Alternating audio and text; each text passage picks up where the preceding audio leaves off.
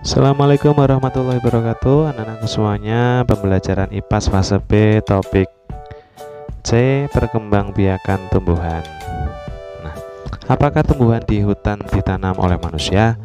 Jika tidak, lalu bagaimana tumbuhan bisa tumbuh tersebar di mana-mana? Siapa yang menanamnya? Bagaimana cara tumbuhan berkembang biak yang memperbanyak jenisnya? Nah, jawabannya yaitu proses penyerbukan.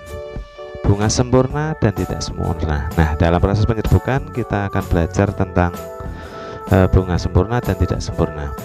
Benang sari dan putik adalah alat perkembangbiakan tumbuhan. Ini kata kunci ya. Benang sari dan putik adalah alat perkembangbiakan tumbuhan. Benang sari dan putik bisa terletak dalam satu bunga yang sama. Ini dinamakan bunga sempurna. Namun ada bunga yang benang sari dan putiknya terpisah dalam bunga yang berbeda. Ini disebut bunga tidak sempurna. Nah, kita bahas bunga sempurna dulu ya. Bunga sempurna yang pertama ada mahkota ini ya. Bagian bunga yang berwarna indah menarik serangga untuk hinggap. Kemudian ada serbuk sari. Ini serbuk sari di sini ya. Bagian alat kelamin jantan yang menempel di tubuh hewan ataupun terbang terbawa angin.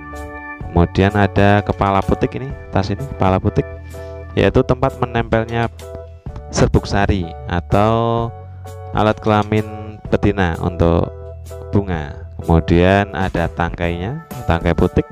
Kemudian ada bakal biji ya, tempat tumbuh biji setelah terjadinya perkembangbiakan. Kemudian bawahnya ini ada dasar bunga. Kemudian yang di sini ada tangkai bunga.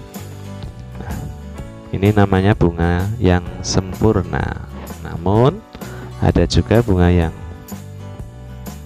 tidak sempurna. Nah, di sini ada bunga betina dan ada bunga jantan. Nah, bunga betina itu terdiri dari kepala putik, tangkai putik, bakal biji. Kemudian bunga jantan terdiri dari serbuk sari, kepala sari, dan tangkai sari. Jadi ada bunga betina, ada bunga jantan. Nah, di sini selanjutnya ada contoh bunga sempurna adalah bunga stroberi dan bunga kembang sepatu. Nah, bunga stroberi ini yang berwarna putih dan bunga sepatu ini yang berwarna pink ya. Ini dua-duanya adalah contoh bunga yang sempurna di mana putik dan benang sari terdapat dalam satu buah bunga, anak-anak ya. Nah, kemudian ini pada tanaman jagung ada bunga jantan dan bunga betina ini terpisah atau bunga tidak sempurna. Jadi ada bunga jantan sendiri di atas, kemudian ada bunga yang betina yang di bawah. Hubungan antara serangga dan bunga. Pernahkah kalian melihat lebah yang terbang di sekitar bunga? Serangga ini senang sekali dengan bunga. Bagaimana tidak, bunga adalah sumber makanannya. Saat serangga menikmati nektar di bunga yang baru, benang sari atau alat kelamin laki-laki pada bunga yang ada di tubuhnya akan jatuh ke putik bunga, lalu terjadilah yang namanya penyerbukan. Penyerbukan adalah ketika benang sari menempel di kepala putik. Ini adalah cara perkembangbiakan tumbuhan berbunga. Nah, kalau ada pertanyaan bagaimana bunga ataupun tanaman dapat berkembang biak, jawabannya dengan cara proses penyerbukan yang dilakukan oleh benang sari menempel pada kepala putik. Nah, kita lanjutkan paragraf terakhir.